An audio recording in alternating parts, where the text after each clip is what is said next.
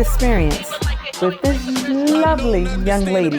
And I want to make sure you get her name right, because I probably will mess it up at some point, and I don't know how.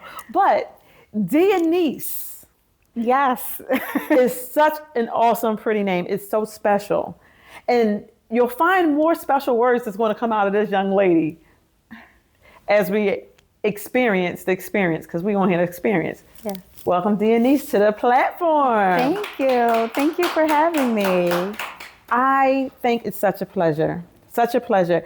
And we have a lot of background that are same. So this is going to be a pleasurable conversation. Yeah. Because you're so multi-talented. The singing, the sewing, the show, the art, everything that you do, the drawings are phenomenal. Thank you. So we'll get a chance to experience all of that today. Yes, you will. Yes. So I want you to tell us a little bit about yourself here on Experience, and let's start there. Yeah, let's start there. Well, I will say that first and foremost, I'm a Christian, and First, that tops everything for me. And then secondly, I would say I'm an artist, and that is in performing arts, visual arts, any type of art you can possibly think of is something that, you know, is a foundational core of who I am. You mentioned a lot of things, being a fashion designer, being a singer, a dancer, modern contemporary ballet. I am a violist. I've been playing viola since I was 9 years old, and tons of orchestra, and taught music, taught vocals, everything. So, you know, that is just like who I am. And you know, it encompasses the true definition of who I am in, I guess, sequence or collaboration with being, you know, a strengthened Christian woman. So that is just so powerful to me. And one of the main things that I guess you can say, grown to and developed to is being this dynamic Philly-based fashion designer here in Philadelphia, with a phenomenal clothing line called Poema by Denise. Tell them what Poema means. Yes, so Poema was inspired, this is the collection for women's wear, was inspired by a sermon that my pastor made years ago. He gave a sermon, my bishop, Kevin L. Harper. I'll never, you know, forget this moment. I was searching for what would be the name of my clothing line. I was fresh out of college, and I was just like, I want to create a line, like so much enthusiasm, so much energy, so much everything. And I was like, but I need a name, and it needs to like mean something. It can't just be like, this is the name. And he did a sermon about, you know, Ephesians 2:10, which, you know, breaks down to us being God's workmanship. And that's what Poema means. It means God's handiwork, his workmanship. Handiwork. And you know, some people may be like, oh, well, you think your designs are God's workmanship? Like, are you that arrogant? It's not that. What it is my declaration that everything that God has given me, I am utilizing to exemplify and to glorify him. And Absolutely. So that is, you know, it's all his handiwork. Like, he's given me these gifts. He has blessed the works of my hands. So I was like, why not? And in addition to that, just thinking about all of the people that are part of my fashion shows, that are part of, whether they're the models, whether they're dancers, whether they're performers, whether they are, you know, the people that are just helping to dress the models, or, Absolutely. You know, take the photographer that comes in and is taking the photos, they are God's handiwork too. And it's a message to them to understand, because during these shows and events, I have both professional and non-professional models. And sometimes when someone comes in, they may not think that they're the most beautiful person, or they may not have that confidence to be like, okay, I can be on the runway. You know, I have some models that are like 8 to 88. Like, I have one of my models, she is like pushing 80 at this point. And just to see the how her face lights up and the beauty in that, it is definitely the definition of being God's handiwork at whoever you are. So, you know, it kind of is that, I guess, I don't know if an allegory story, or, you know, I guess in a weird way, a double entendre, like, you know, so. Yeah. So what age did you feel the special person then you came out? Oh, well, that's a good question. That's a really good question. Well, I think performing and singing arts wise, I was very young. I want to say first grade. We were learning like the bones, them dry bones. We were learning that in like first grade, and I was like real serious about singing the bones. And my first grade teacher, her name was Miss Williams, surprisingly, and she was like, "I want you to sing the Black National Anthem for MLK Day because you really can sing." And I was like, "Oh, okay." And you're young, naive, have no idea. And I was like, okay, I'm going to sing this. And I did not know that I could actually sing. Like, it didn't realize to me, but she said it. Okay. After that, I just continued to sing. I was so serious about it. My aunt Star started to be like, oh, you really can sing. And she would dress me up and I would just be in the house singing everything, like anything that came on. And I just had like such a keen, I would zone in on like music and movies.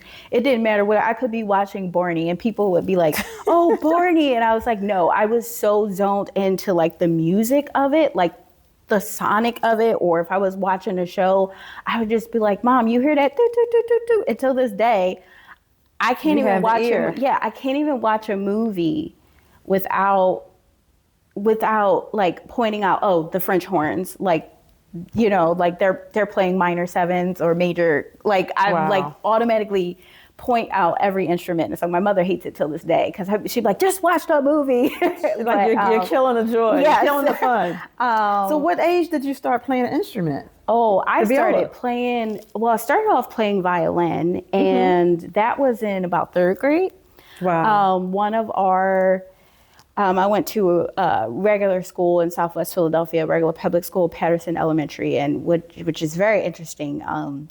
I started playing violin, and I was really good at it, but I was a beginner, and I was really smart in school. So my violin teacher in the city of Philadelphia, I don't know if they still do this, but at that time, music teachers would go around to schools because they never had no money. So they would have certain teachers would just travel to schools and teach like little sessions with students. And so I had just started and she was like, you're really talented. The school had went from K through 6, but they took it down to 4th grade. So a lot of people were graduating, like 4th, 5th, and 6th were all graduating. And I needed to figure out where I was going to middle school. And she was like, you're too talented to go to like a regular school. We want you to be somewhere else. She found out I could sing. And she was like, I want you to go to this school called GAMP, which is the Girard Academic Music Program, which is a performing arts school here in Philadelphia, college prep, magnet school. It's phenomenal. Nice. And it goes from 5th to 12th grade.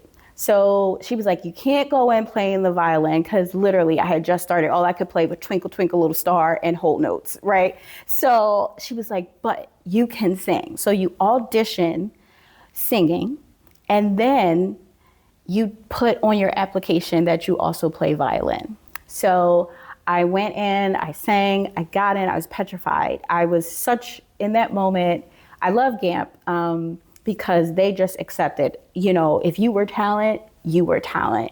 But I remember going into that being so uncomfortable because there were students that were phenomenal around you. The girls had already had opera singing classes. They came in with like, music paper. They had like full manuscripts and was singing like they've been singing all their lives. The guy was playing the piano and I was like, oh my goodness. And we auditioned in front of everybody.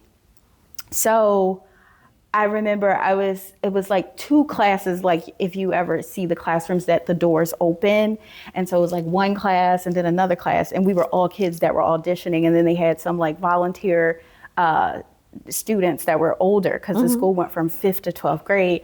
And then they made us come in there and he was like, okay, what song are you singing? I'm like, I'm singing Lean on Me. And I was like a little tiny thing, like 9 or 10 years old. And he was like, this one or this one? I was like, I don't know. Because right before this girl came in and she had like a full, script of music. And I was like, okay, I don't have that. I don't even know what that is. I don't know. And I sang it a cappella, and I didn't know if I had done good.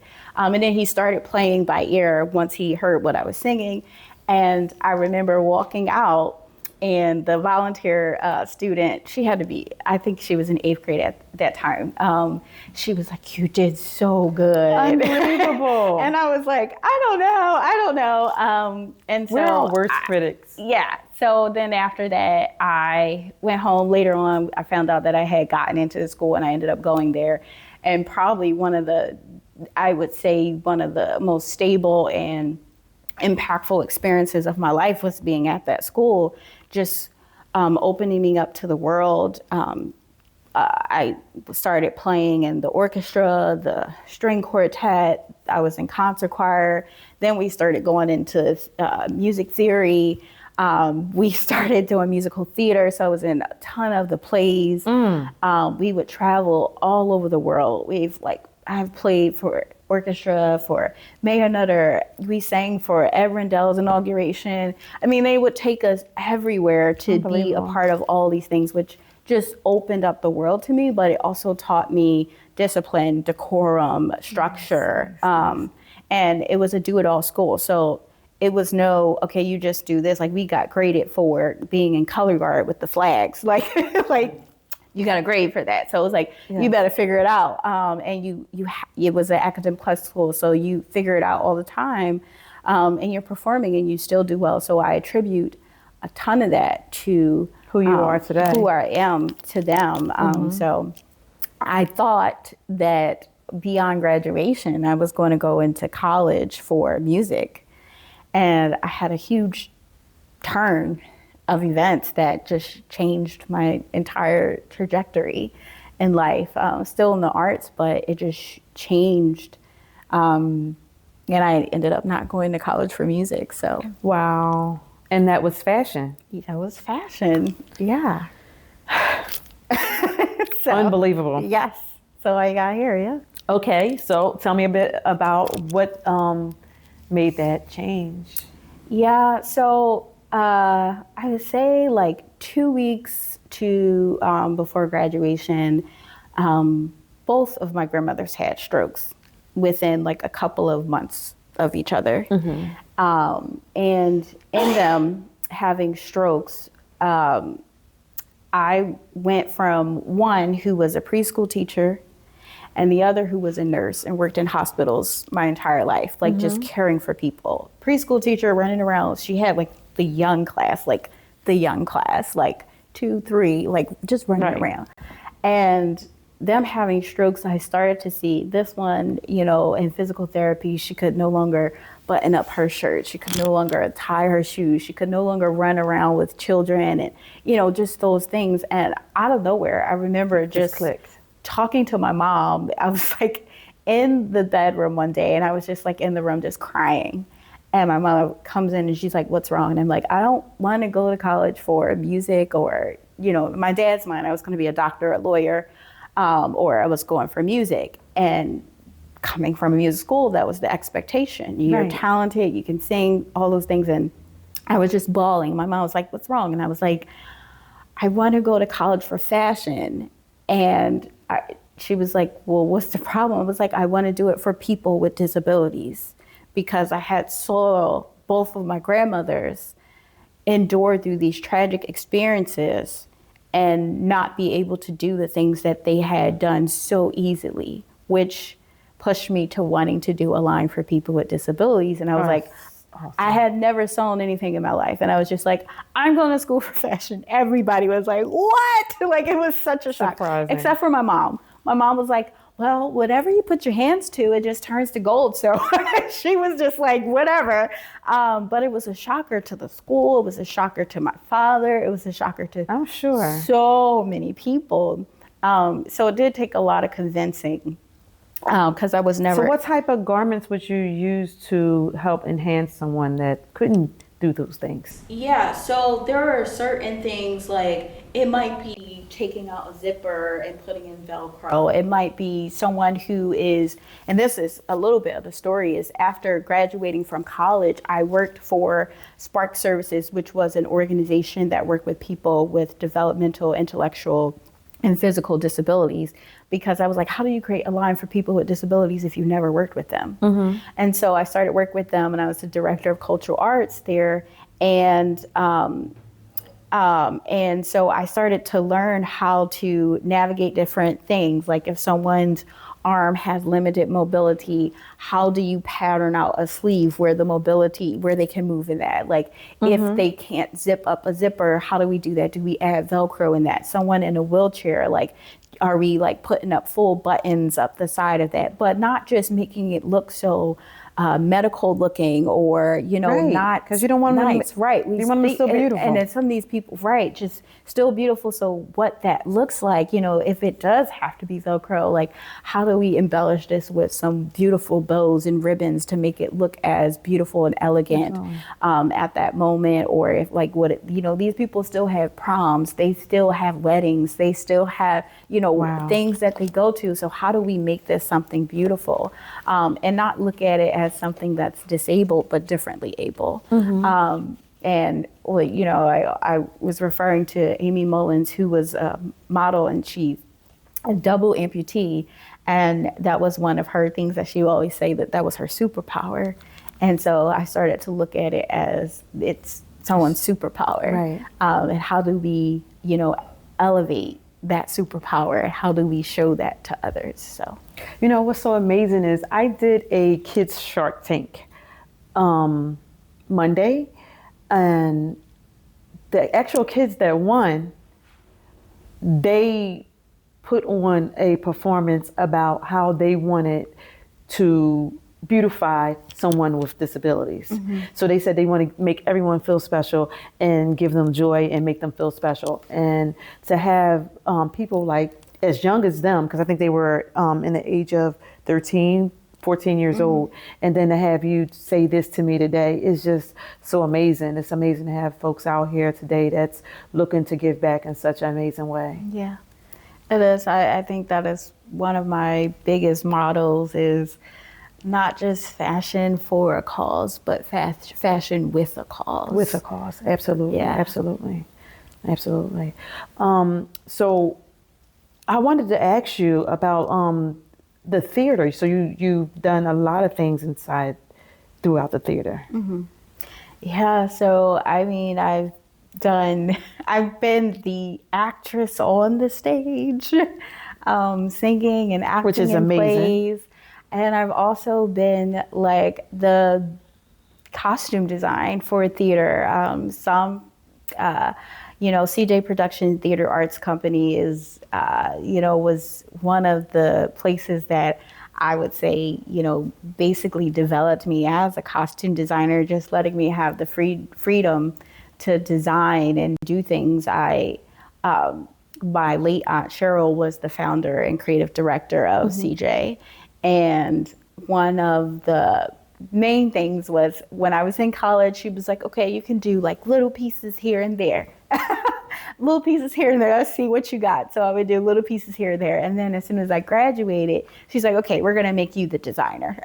Wow. And so I started like doing, it was just, whether it was me making full garments or whether it was me just styling certain people, like I had my hand in every piece. I was doing makeup, I was styling people, I was making some of the stuff. It was just the best experience ever, because she just was like, go for it. And she'd be like, let me see what you're doing. I'm like, I need to make a cape and it needs to look like this. And I'm like, okay. And I would just go try it. So it was like, there was a freedom to not only create, but it was a freedom to make mistakes. And then she ended up being one of the first investors in my clothing line because she believed in me. Wow. So that was like one of the most beautiful things in that exchange. She's like, I believe in you doing this. Not only did she invest financially, but just the spiritual component. There are a lot of people that don't have mentors or wise counsel or that. people who guide them or who can develop or talk about what your character is and how do you put these things together. And she was all of that and some. And so she is missed deeply, but I always say those things that she taught me and the experience that she gave me, it still lives on, and I try to carry that out, make her proud every day. I'm sure you do make her proud. Yeah. I'm glad she was around for that. We need those type of people in our lives.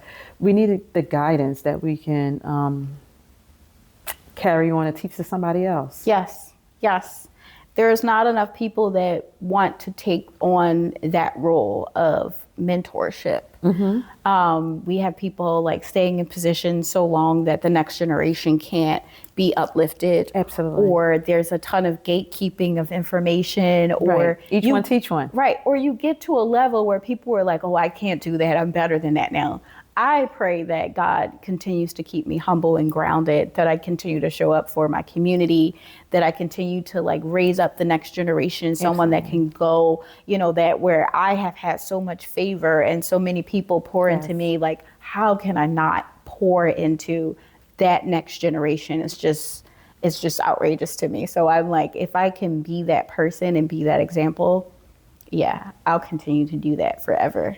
Yes, I appreciate that. I really do. What I think about is so many people out here that try to say they are something. We have so many people that call themselves designers. You are a true designer. It is honestly funny. Don't throw the shade. No, I'm gonna have. It's a little bit of shade. It's a little bit of shade. And I think what I think is. For you to have put so much work and so much passion inside of your craft, it's actually the utmost compliment, because how could someone try to compare themselves to you when you've put so much into you literally took a job to understand how to work with the disabilities. Yeah. And you can't just take things like that lightly. You could have just chose to go a total different way and say, hey, you know what? I'm just going to go do these things. And that's what makes you phenomenal. Thank you. Phenomenal woman. Yeah. You know what? There are a lot of what I call counterfeit designers, but not in a bad way. It's not, because honestly, I applaud any entrepreneur, anyone out here that's trying to make a difference, that's trying to do something. So I am in no way, shape, or form throwing shade, but I know, because I went to school for fashion design myself. I know the tailoring class that you have to go through. I know the sewing class. I know what you're saying when you have a class that we had to throw shows. So it's a lot that has to go on in my 2 years period of time that I went through the situation. So to have someone else say I'm a designer because they took a sweater off the rack and put their name on it doesn't necessarily make them a designer. No.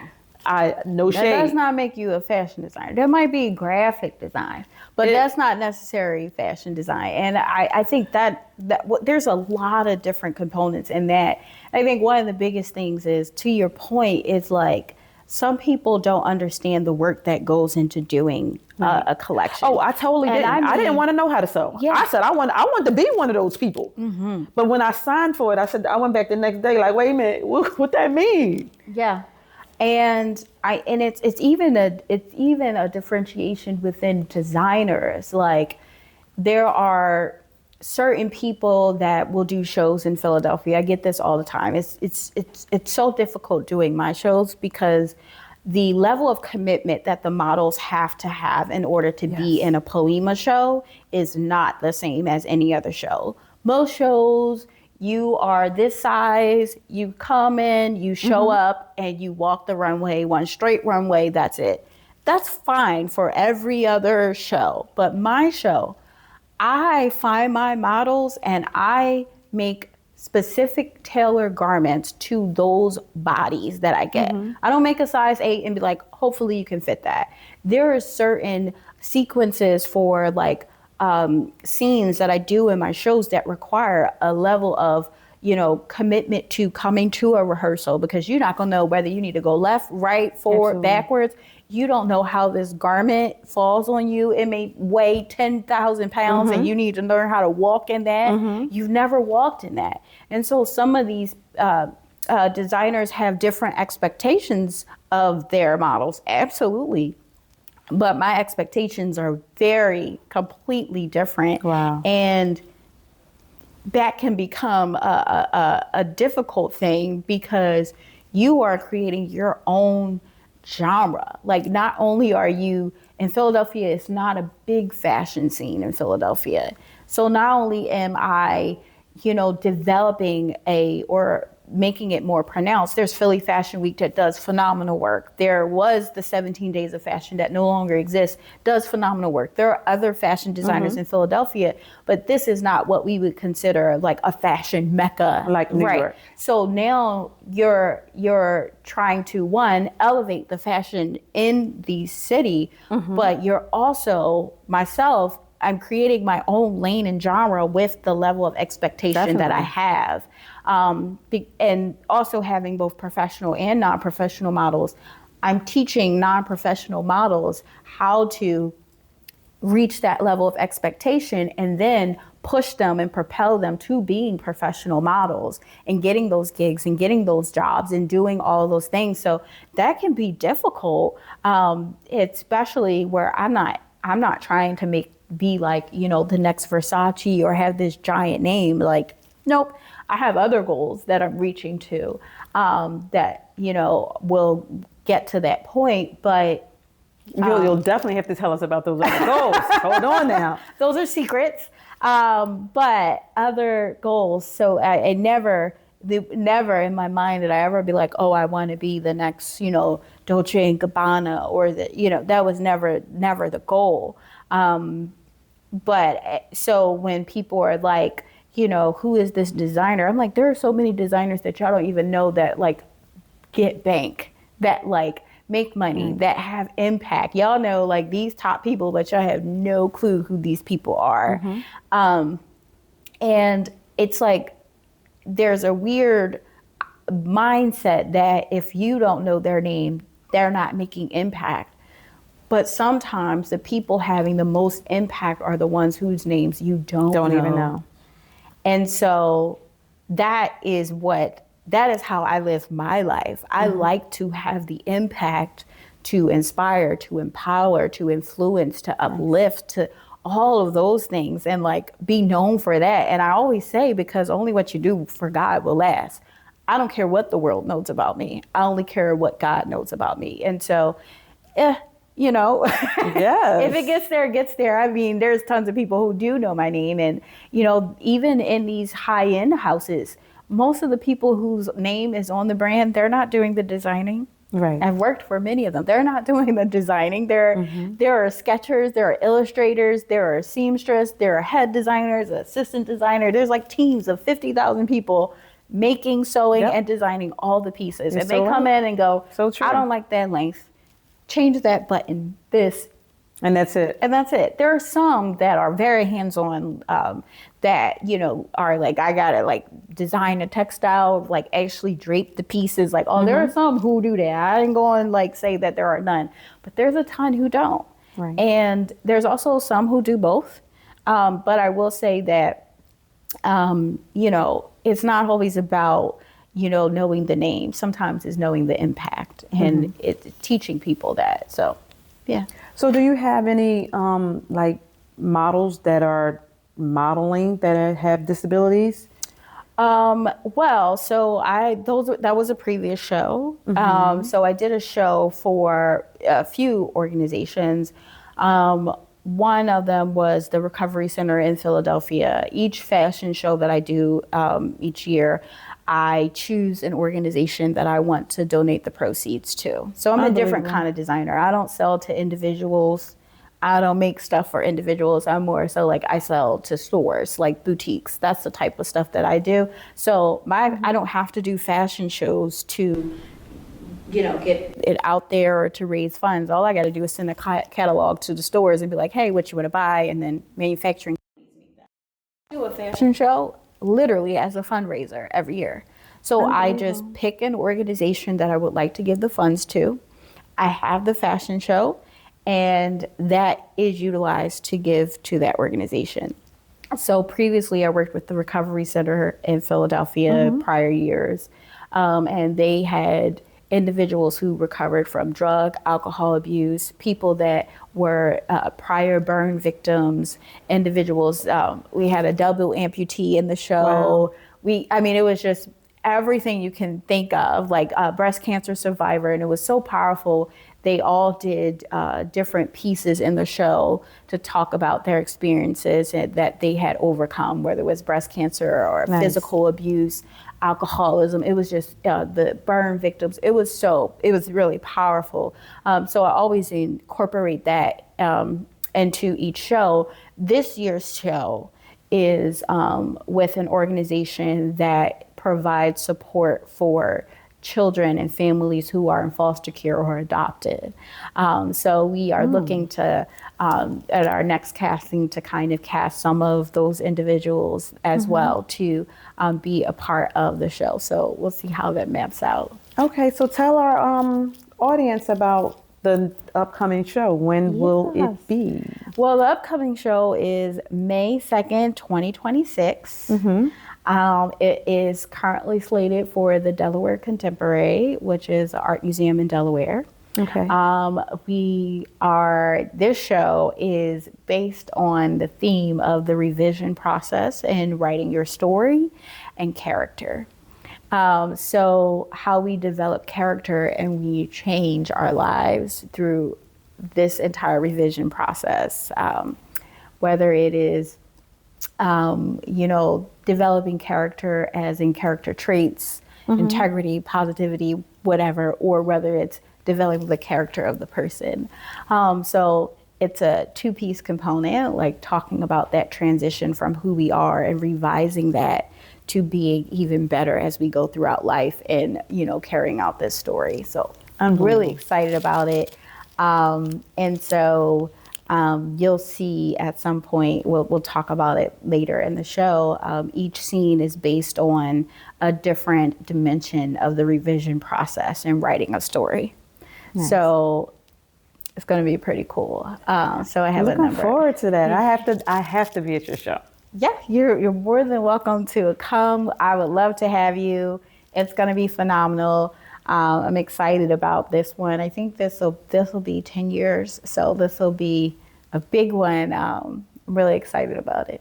So tell me this, with so much going on with you, do you have any family members, somebody that helped you sew, that that's so, like something? Yeah, both of my, you have it in your blood. It's in my blood. So my great-grandmother, I just found out recently, was the president of the garment district in Philadelphia. I don't know what that was, but I just found out that, which is really cool. This is on my father's side.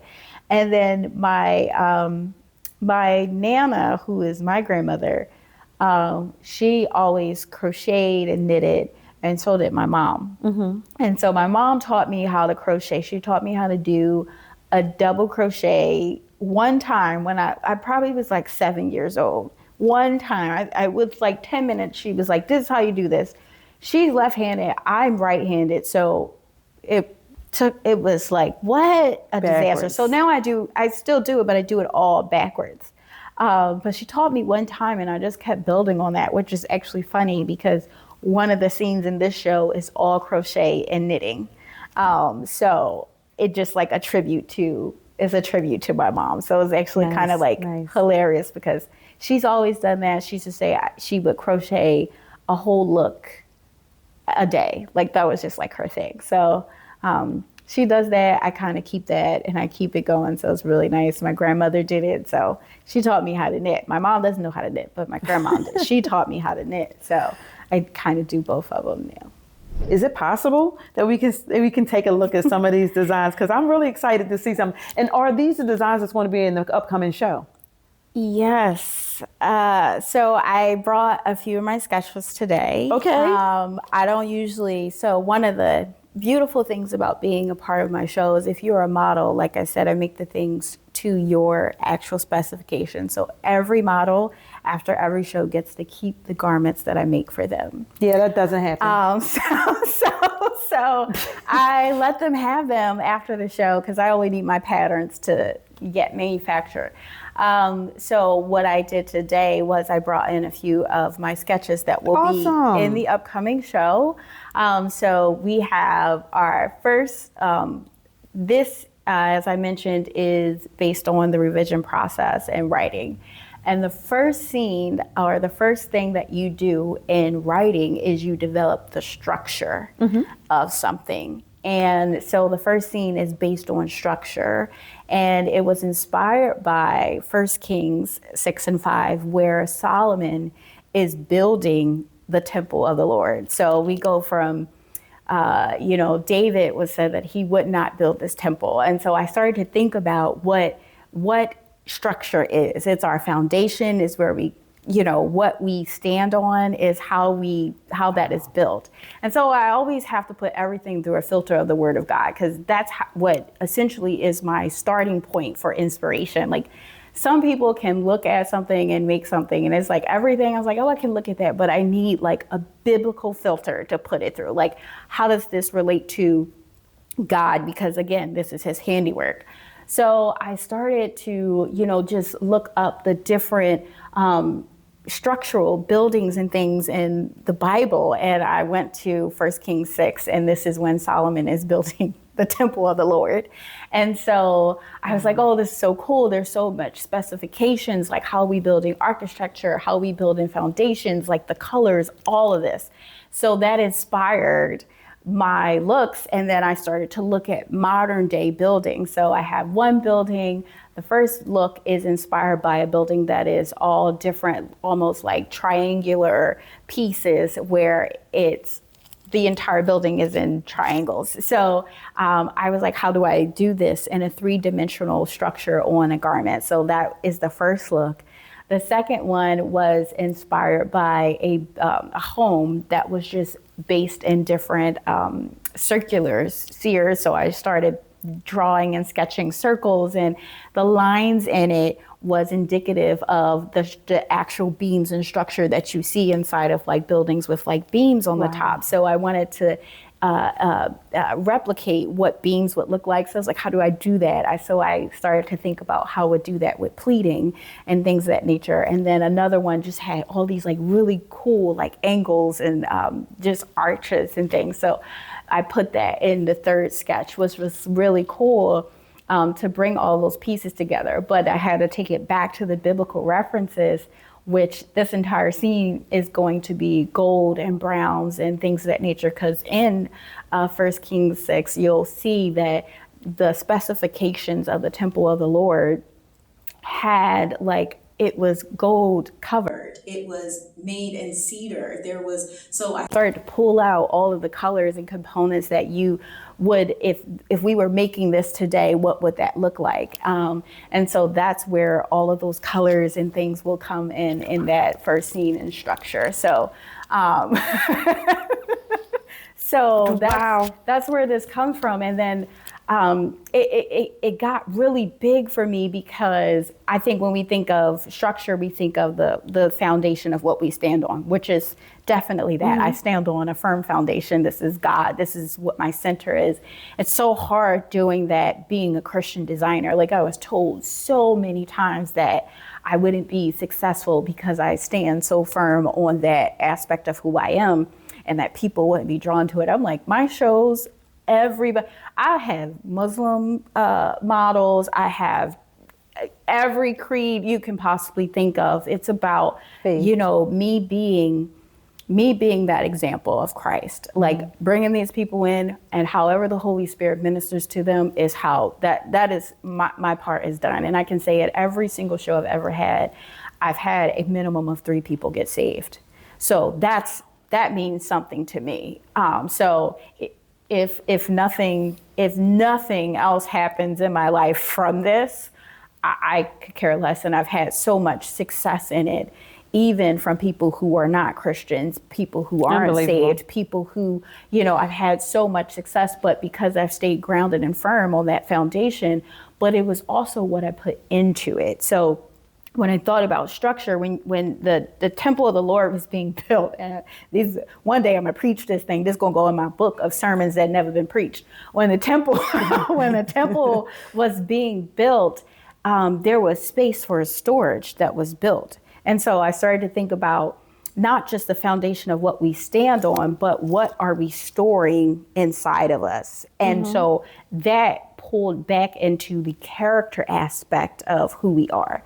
What is it that we store inside of us where we develop who we are, where we elevate, where we grow, where we change, revise, transition, and how do we allow God to be present in that? Because this wasn't just the temple of the Lord in physical form, but it also was in you. Like, we are that parallel of where God abides. So like, what am I storing in me that, shows that character? And that always keeps me grounded, because I remember my bishop saying that, where your gifts and talents will take you, only your character will keep you. And so those things that we store inside of us, there are people that have, everybody's falling from grace. It's like, there's talented, they got all these titles, they got all this money, and then it just fall. I mean, even now you look in media and culture, you see these moguls, these rappers, all these people that were like just up here, and we never knew that they were like totally flawed in character, because they had this image that they put forth, but the character was so flawed internally. So I'm really intentional about what I store inside of me and being fully authentic in myself. Yes. And so, having that is really important. So yeah, that's where all of this, where I would say just that scene. And then there's other scenes that are like substance and style and sequence and spark. Those are the other scenes in the revision process, which are going to be phenomenal just as well. So absolutely. I'm excited about it. And each one is based on a specific scripture or message that pulls into the components of people developing character and revising who they were and growing. So okay, yes. Yeah. Yes, thanks for sharing. You're welcome. Thank you. Yeah. So before I get to the end of the show and ask you about your faith and your walk, I want to know if there's anything else that you'd like to share, because the multi-talented, phenomenal woman that you are, I don't know if I'm leaving something out that maybe you'd like to give our listeners or our viewers anything. Is it anything that you want to add? I don't think so. I feel like I covered a ton. I think you have covered a ton, but I feel like you're going to definitely say, I meant to tell her this. And if you do, you can always call me and we can add it in some kind of way, because I feel like you could call and just add it in. You know what? I'm going to just call people and add it in. I don't know. I think. So I'll ask this about the younger generation. Okay. How do you feel about the younger generation and their creativity, and and how they're going about it now? Everything is social media. Oh. Everything is based on I don't know, the easy way out. Oh. Quick fixes, quick microwave society. Exactly. Wow. And with everything that you've shared with me today, what would you tell them? I would say pace yourself. Like, purpose is not something that you just get the next day. It is something that you have to constantly say yes to. And I think sometimes we look at our gifts and our callings and our talents and our skills and our abilities, and we think that having those skills and abilities is the thing that we're now, right now, achieving that purpose. Mm-hmm. And there's a differentiation between gifts and talents and skills. You know, our gifts are divinely given to us. This is what God has placed in us. Then we have what we consider our talents. This is just something that we can just naturally do. Like, you just can sing. Like, ain't nobody show you. You just woke up one day. Like, I just woke up one day and it's like, oh, you actually can hold a note. This is crazy. And then there are things that are skilled, which you learn. You go to school, life experience. Those are the skills. Mm-hmm. But purpose and what we are called to do is something that you have to constantly say yes to every day. And the reason why I say that is because at different times in life, there's going to be certain things that you have to pivot, that you still might be moving towards your purpose, right, but it doesn't look like what you thought it was going to look like. I have to constantly say yes to purpose. Mm-hmm. I haven't reached that thing yet. You know, my gifts and talents and abilities got me to this point, but I would suspect that right now people be like, this girl is going to be in an orchestra or a singer or something. But mm-hmm. I had to say yes to being that multi-talented performer, to be the designer that I am. And I have to say yes to being the designer that I am, to moving forward to wherever God wants me to go. This is not something that happens overnight. It happens in developing the character through the journey, through the trials, through the tribulations. I've experienced so much. Everybody wants it fast, but it's like sometimes when you get it fast, you miss the lessons. Like, I've experienced so much hardship, like horrible things. Like, I mean, even right now, I'm preparing for the show and I was going all around just looking for venues for the show. The venues are crazy. It's like, it costs this much money, and I was experiencing literal, like, flat out racism in my face, like flat out, like people just seeing you and just automatically just thinking, oh, you don't have the money to, you know, have this space, or just trying to price you out into something like, oh, well, we're only running this if you are buying food at this amount. It's like, ma'am, and that's not the problem. They have no clue that I've paid for venues for X amount of thousands of dollars. This is not, I have investors for these things. This is not a concern, but the thought that it's like, this place didn't want me here. But what did I learn about that? There's an opportunity to teach. There's an opportunity to change what fashion looks like by Black women, by people of color, in an industry that doesn't celebrate Black women and people of color, but also teaching other people of other races, oh, you're still a part of this, because we need you to also uplift this and tell all the people who didn't want to be a part of this, well, you missed out. But the young generation, they don't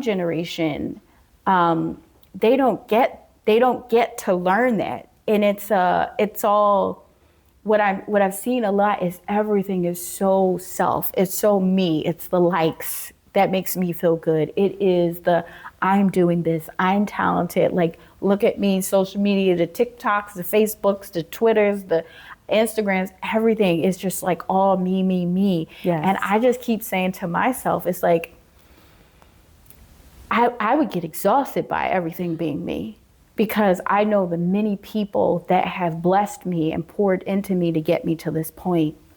And you don't know it all. You don't know what's coming. Facts. You know, those people, like, I have to call my brothers and be like, is this right? Like, how do you actually run the business? This is illegal. Like, I'm like, oh, I have mentors for everything. I'm like, okay, finance mentor. Okay, how do I navigate? A village. How do I navigate this room? And then I got to have a spiritual mentor. And it's in every component. Like, even if I'm making a decision about business, and like, I'll go to my bishop and my pastor anytime.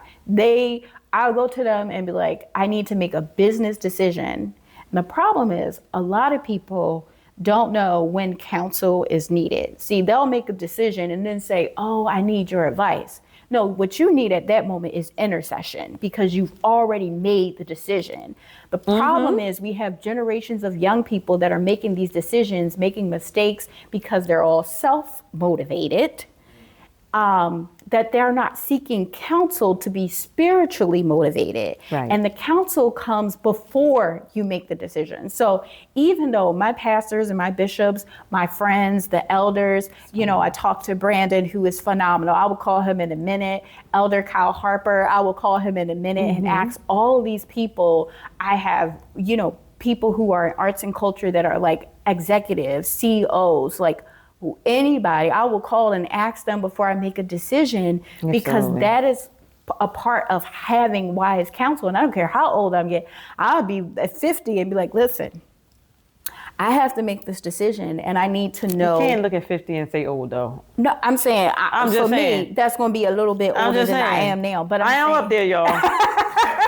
But I'm saying, like, it doesn't matter what age you are. Right. Counsel and wisdom and direction is something that you're always going to need. Right. It's literally is what you need. You can learn from anyone. Yes. Absolutely. And so when I'm making a decision, it's a business decision. I got to talk to the business person, the spiritual person, the friend that's like, all right, am I looking at this wrong? And then I make, and then I pray, and I got to make sure that what they said what they said. And then I got to make sure that it lines up with what God told me to do. Yes. But a lot of the young people, they don't want to listen. And so I encourage them to listen and also to ask the questions and also to perpetuate the message that my humanity is tied to yours. This is not just about me reaching success. It's about every single body in my realm of influence reaching success. And that is when I believe that I am successful. Yeah. So, drop. Well, I don't know. Mic drop. Yeah, drop it. Like, say that. No, that sounds great to me. So on that note, so we'll end it there, and then we'll talk a little bit about your faith and your testimony. Well, my testimony. Whew. Do we got enough time for that? We can, hey, let me sit here and get comfortable. Well, my testimony is that God saved me. And when I say not just saved me being like a Christian, I mean like saved my life.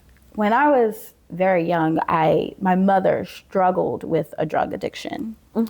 And the same year, I've been in my church since I was 10, 11 years old. No one forced me to go to church. No one took me to church. The year that my mom began to struggle with her addiction, and to God be the glory, we have reconciled our relationship. Amen. Today. She is phenomenal. She helps me with my collection. She's there. She's supportive, all of that. But there was a time where it was very difficult. Growing up, housing instability, just a lot of different things. Struggles. And that's, a lot of things. And so I remember when I was very young, my bishop, I was supposed to go to basketball camp for a summer. And some way, somehow that didn't shape out. My father was a basketball coach, a blue chip baseball player, like all these things. So I was like really into sports, and I was supposed to go to basketball camp, and either we missed the registration or something happened that I couldn't go. My bishop, who wasn't my bishop at the time, just was in the neighborhood passing out flyers for a Christian camp. He was just passing out flyers for a Christian summer camp. And me being 10, 11 years old, in my mind, I was like, I don't care what kind of camp it is, they gotta have sports. So I took this flyer and I ran in the house. I was like, Mom, I'm going to this camp. And she was like, okay, it's down the street, fine, whatever.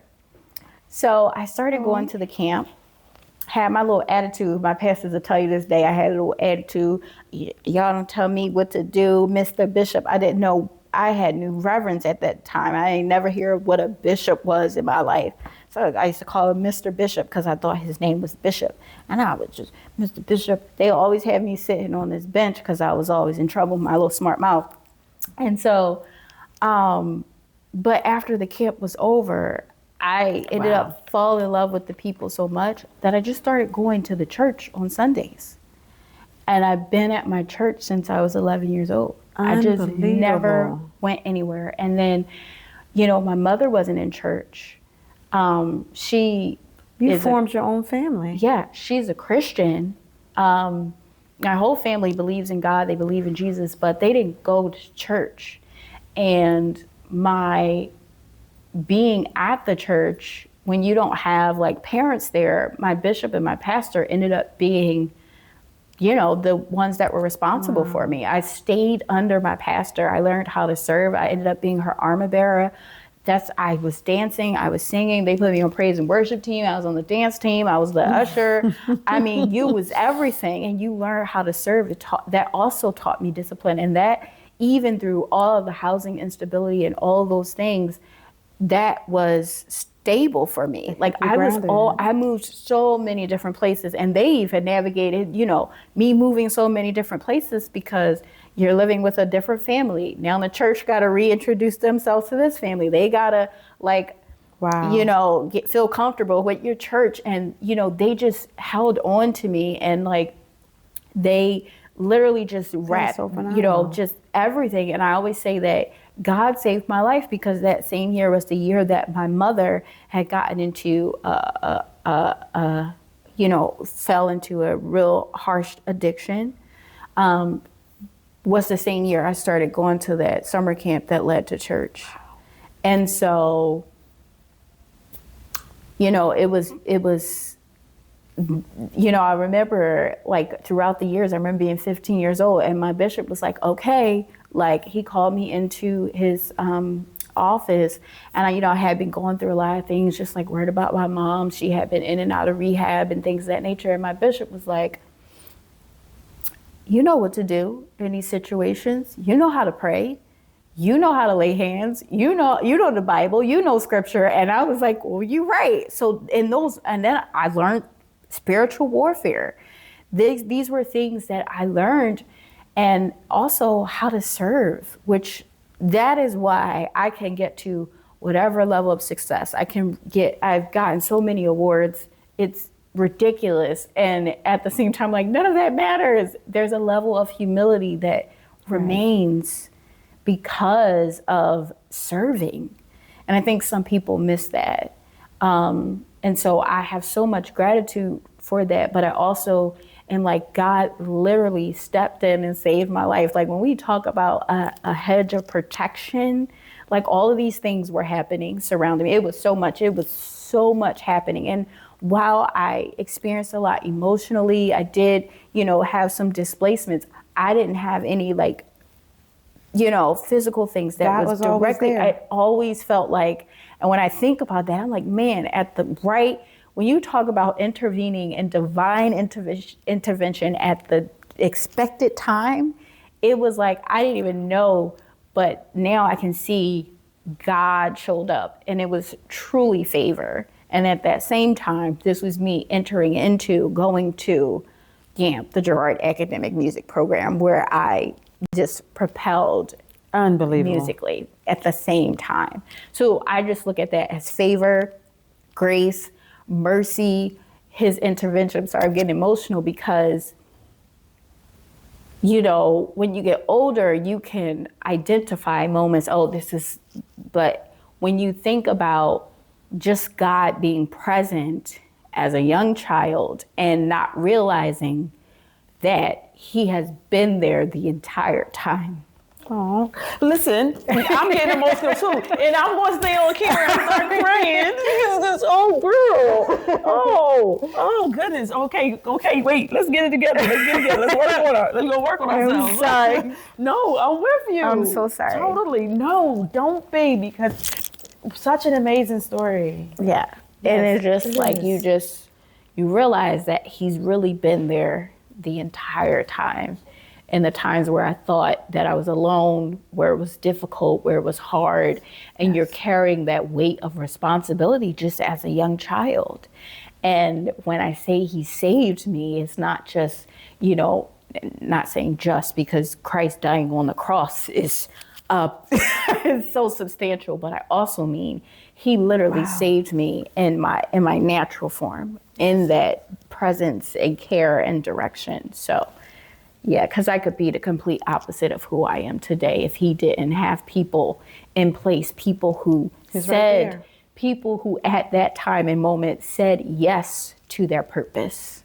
There was people who said yes to their purpose, and by them saying yes at that time impacted my life so drastically.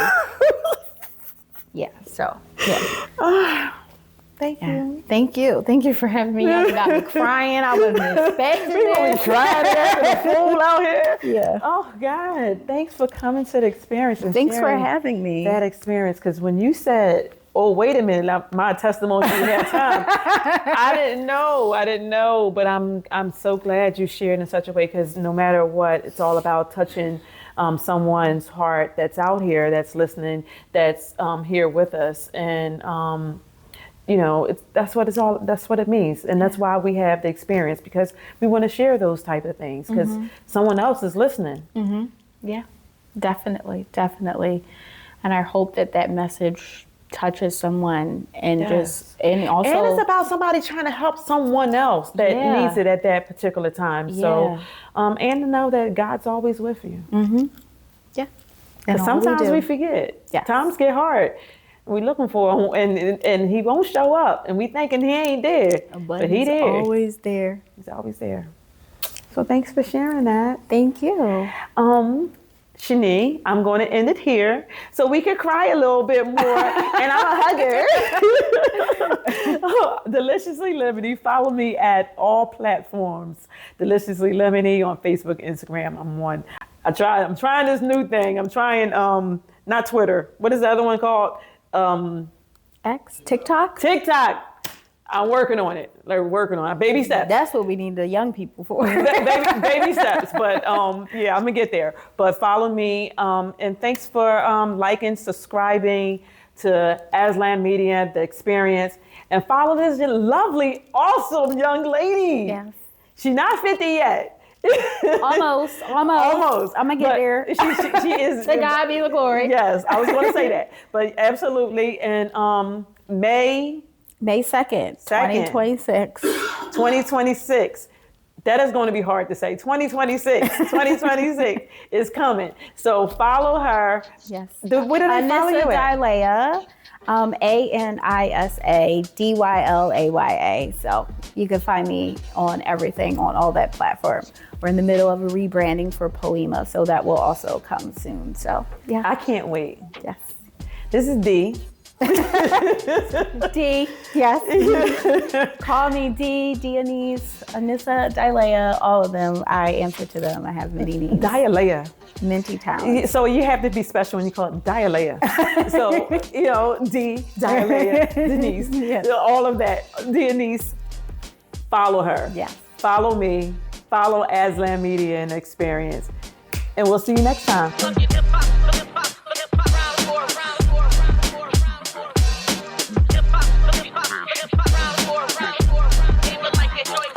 Hey yo, I never was known to ever bluff a fool. Picture brother like me, giving up on his goals. That's why I'm never.